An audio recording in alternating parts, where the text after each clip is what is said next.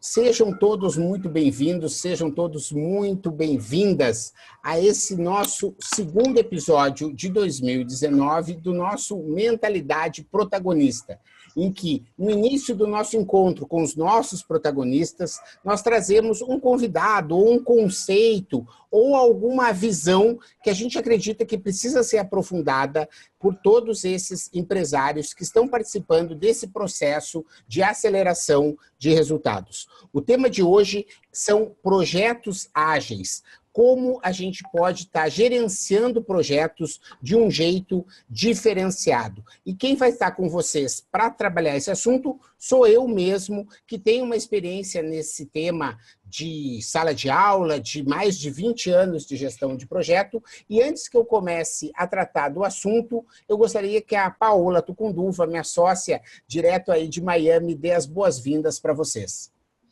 Obrigada, Meta. Quero só agradecer a participação, a presença de todos vocês aqui. A gente prepara todo esse conteúdo com muito carinho e é uma honra poder estar aqui com vocês. Obrigada. Vamos lá, Meta. Estamos todos aqui ansiosos para ouvir seu tema. Legal, muito bacana. Eu quero começar de uma forma bastante interativa aí, pedindo para que vocês me ajudem, às vezes, a entender quando a gente precisa de um projeto. Quando que isso acontece? Quando a gente precisa de um projeto? Quando, em que situação? Quem pode contribuir? A Manuela, por exemplo, que está conosco, tem uma experiência grande aí em projetos. Quando que a gente precisa de um projeto? O projeto é quando você vai fazer alguma coisa diferente, que nunca fez, não é uma coisa repetitiva, não é um processo repetitivo, e você tem um tempo determinado para fazer esse processo. Então, é um produto único com um tempo pré-determinado. Assim, em geral, é isso, é um projeto. Bom, e eu acho que principalmente é um objetivo muito bem definido, né? Onde o que nós queremos alcançar, não é isso, Manuela? Exatamente, você tem que ter um objetivo bem definido, um escopo bem definido. E hoje está ficando um pouco diferente, né? Que eu venho da linha tradicional de gestão de projetos, mas está mudando. Está bem em voga o Agile, dependendo do tipo de projeto, o Agile que é o que o Menta vai falar, né, Menta? Com certeza, esse é aí que a gente vai chegar. Só que o objetivo dessa introdução é entender um pouco por que está se mudando o jeito de fazer projeto, né? Então, acho que você colocou, né, uma boa situação de fazer algo novo, né? A Paola trouxe a questão de um objetivo, mas a literatura ela pode dizer de uma forma geral que um projeto é sempre que você quer sair de uma situação atual para uma situação desejada. Ou seja, você tem uma determinada questão, você quer, por exemplo, ter um terreno. Eu queria ter uma casa. Você precisa de um projeto. Você precisa de um projeto, você vai precisar de uma execução e da construção dessa casa. Né? Você tem outras situações, eu queria implementar um website, eu não tenho um website, queria começar a ter uma loja virtual, queria construir um site, quer dizer, eu preciso criar um projeto, eu preciso fazer algo, né? E a Manuela trouxe a questão de ser repetitível ou não, né? Uma vez só ou não, isso às vezes vai depender, né? Porque às vezes para uma empresa que vai fazer um e-commerce, talvez ela faça um projeto uma vez só. Mas talvez para aquela empresa, e a gente tem vários empresários aqui com a gente, e executam projetos, porque eles constroem várias vezes lojas virtuais e eles precisam, às vezes, repetidamente, implementar isso e ter o mesmo resultado e fazer com que as pessoas saiam da situação atual para a situação desejada.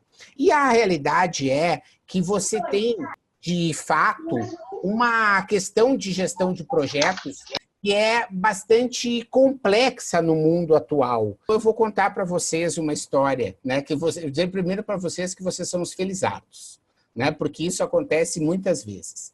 Eu, por exemplo, tinha um terreno lá quando eu morava no sul, era assim 50, 70 metros da beira da praia. E eu queria ter uma casa. sempre tive vontade de ter uma casa. E eu demorei fazendo, assim, meses um projeto de uma casa que era totalmente do jeito que eu queria, né? E ela tinha sido pensado de um jeito assim super interessante, de que o pôr do sol ia ser num determinado local, e o nascer do sol ia ser em outro local. E aí eu executei, eu contratei o empreiteiro, e coloquei e mandei o projeto, tudo direitinho. No primeiro final de semana que eu fui para a praia, eu cheguei lá e ele estava muito feliz, o empreiteiro. Ele estava assim, numa alegria, radiante. E eu fiquei pensando, o que será que esse cara está tão feliz? Ele disse, olha, seu Marcelo, vou lhe dizer uma coisa, sou eu mesmo aqui para o senhor, entendeu? Porque seu projeto estava torto dentro do terreno. Sabe? E eu ajeitei ele, né? Então, ele mudou a posição da casa, certo? E tudo que a gente tinha pensado, onde iam ficar as janelas e tudo, ele colocou no terreno numa outra posição e as estruturas já estavam todas feitas, né? E eu acabei vendendo esse terreno, não quis mais construir a casa, foi um início péssimo, né? E isso acontece muitas vezes, né? E como eu estou dizendo para vocês, são felizardos, porque é muito comum que as empresas, elas peçam, por exemplo, um sistema de mandar um e-mail, e aí entrega alguma coisa e não estava aquilo que você estava esperando. Ah, eu queria um relatório de vendas, daí chega, vem um certo número de informações e não tem o número que muitas vezes se espera. Ou seja, é muito comum que você tenha projetos que sejam cada vez mais diferentes, no sentido de ter uma expectativa diferente daquela pessoa que busca para aquela pessoa que acaba usando. E isso tem a ver com o usuário, quer dizer, cada vez mais o usuário é mais conectado, ele já sabe. É muito comum, por exemplo, para vocês verem esse mundo, né, dos projetos ágeis que a gente vai estar falando hoje, ele nasce nas áreas de TI. Por que ele nasce nas áreas de TI? Porque dentro das empresas, às vezes o funcionário quer fazer assim, eu tive uma reunião, eu queria colocar uma foto, queria botar um vídeo, queria botar um áudio, queria botar um texto aqui para que todo mundo visse. E isso não pode, porque o sistema da empresa, por um motivo ou outro, não permite que a pessoa coloque, por exemplo, vídeo, certo? E o usuário, ele diz assim, mas como se eu coloco no Facebook? Se eu ponho no meu celular, eu subo já o vídeo e as pessoas fazem. Quer dizer, existe uma questão do usuário conectado em rede, né, de ter algo que é cada vez mais colaborativo, que ele está sabendo, ele quer que as coisas sejam rápidas, ele não quer esperar, ele quer para ontem. Quer dizer, você tem hoje serviços online como o Google Docs e outros que entregam de uma forma quase automática, qualquer usuário pode fazer. Quer dizer, existem várias questões das startups, os novos modelos de negócio, trazendo coisas que eram feitas por empresas durante meses. Demora 6 meses, pega o exemplo do e-commerce. Claro que fazer um e-commerce super estruturado não é um projeto do dia para a noite, mas você tem várias startups que te oferecem lojas grátis, em que você bota um e-commerce que você começa a fazer de manhã e você termina à tarde. Quer dizer, o usuário sabe dessas coisas cada vez mais. E isso faz com que essa necessidade de ter projetos que sejam centrados no cliente seja cada vez maior. E esse jeito de fazer projeto que a Manuela estava comentando, que foi estruturado a partir do final do século passado, né? Assim, quer dizer, a gente está falando de 1970, 1980, quando essa gestão de projeto ela foi considerada uma disciplina que precisava ser estudada e que se tiveram vários modelos para descobrir cronogramas, tarefas, softwares, métodos para se gerenciar projeto, essas coisas elas eram ainda muito voltadas para uma sociedade em que as empresas eram centradas no mercado, ou seja, elas faziam aquilo que elas achavam que deviam ser feito. E a partir do ano 2000, com a revolução da internet, dessa história da colaboração, as empresas precisam estar centradas no cliente. E isso faz com que os projetos sejam cada vez mais difíceis de serem atendidos. Porque muitas vezes o cara pede alguma coisa e quando ele demora muito para entregar, quando ele entrega já não é mais o que ele quer. Porque o cliente mudou. Porque os recursos mudaram, a situação econômica mudou, a situação política mudou. Quer dizer, às vezes você já deu uma solução que foi paliativa, porque o projeto não ficava pronto nunca, que virou definitiva. E aí chega a tal da solução e as pessoas não querem mais adotar, porque a coisa já se resolveu. Né? Então, você tem uma necessidade cada vez maior de que esses projetos eles tenham uma nova abordagem, um novo jeito de serem feitos. Aquele jeito que estava sendo feito anteriormente, ele passa a não mais valer a pena. E aí eu criei uma tabela comparativa, né? Quem está vendo aí no vídeo vai estar conseguindo enxergar, quem não está vendo no podcast vai estar entendendo, ou pode estar acessando também o vídeo para conferir, mas todo o processo de sair de uma situação e chegar numa situação desejada, ele muda, né? Então, você começa primeiro pelo processo de entendimento, e aí depois eu gostaria de ouvir, principalmente ou durante aqui minha fala, se a Manuela quiser comentar, porque eu sei da experiência dela em visão de projeto, né? Quer dizer, você tinha um jeito antigo, e esse antigo muitas vezes ainda é atual, de entender as coisas através de pesquisas, né, de processos cada vez mais estruturados, e você tem um jeito novo que é muito mais voltado ao design centrado no ser humano, ou seja, de você entender o cliente e saber exatamente o que ele precisa para poder entregar algo que seja muito bacana. As equipes, elas eram muito hierárquicas, né? Elas cada vez mais são autogerenciadas, né? E isso faz com que a mudança aconteça cada vez mais. Ou seja, você não consegue mais ter aquela questão, os profissionais, principalmente nas empresas, eles têm cada vez mais questões próprias a serem atendidos, né? Eles precisam ter autonomia para poder fazer as coisas. Você não pode mais microgerenciar tarefas, porque isso faz com que as coisas não tenham o resultado que você precisa. Então, a hierarquia muda para o autogerenciamento. O tamanho dos times, né? Você tinha, às vezes, projetos. Eu, por exemplo, coordenei, como eu falei que eu tenho experiência grande em gestão de projetos, eu fui coordenador geral da transmissão do Carnaval de Porto Alegre na televisão.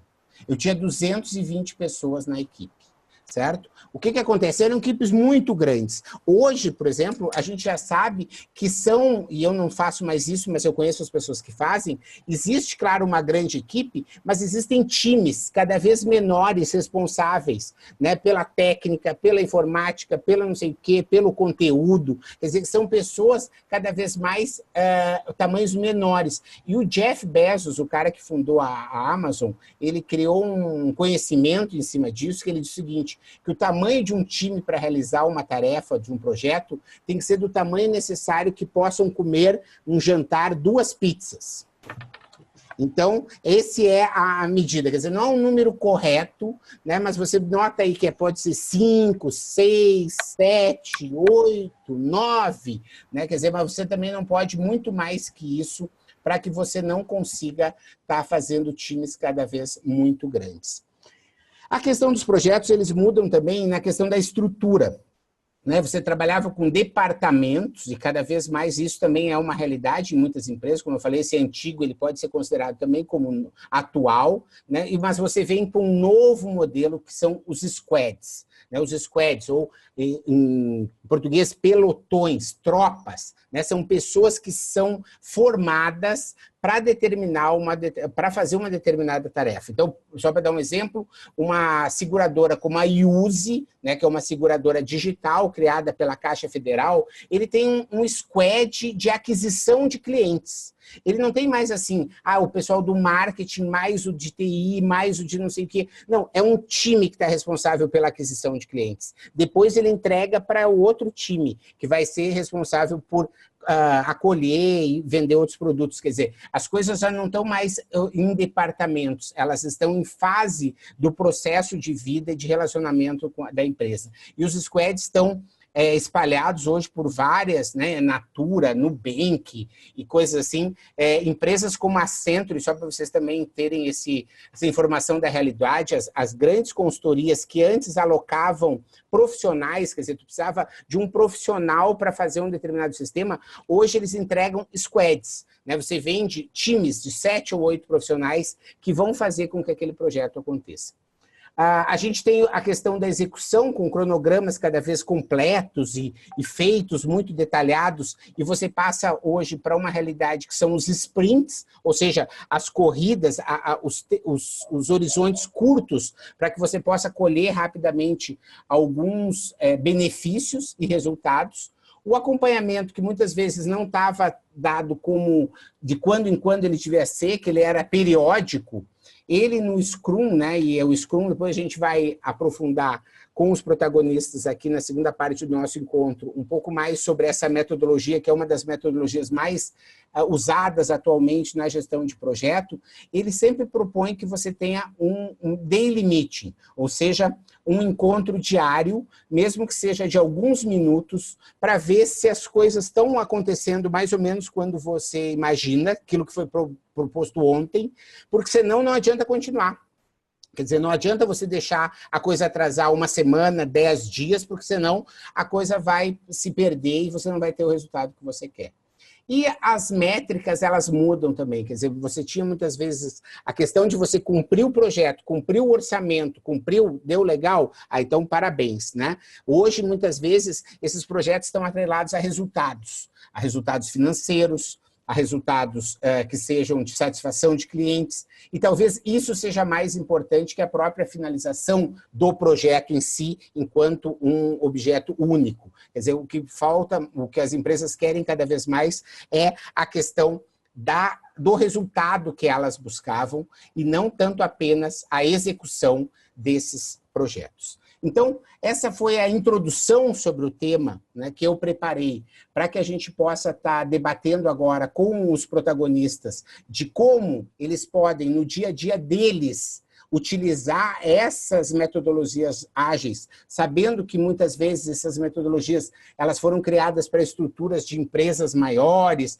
de corporações, mas como que uma pequena empresa, né, como a Manuela, que tem um escritório de design de interiores, ou como a Mônica, que tem uma escola de japonês online, como que eles podem se beneficiar desse tipo de metodologias? Então, é isso que a gente agora, na segunda parte aí do nosso encontro, a gente vai estar debatendo com os nossos protagonistas. E se você disser, não, eu queria estar participando disso aí, olha lá, www.sejaumprotagonista.com.br, você tem todas as informações e pode estar conosco já no próximo encontro.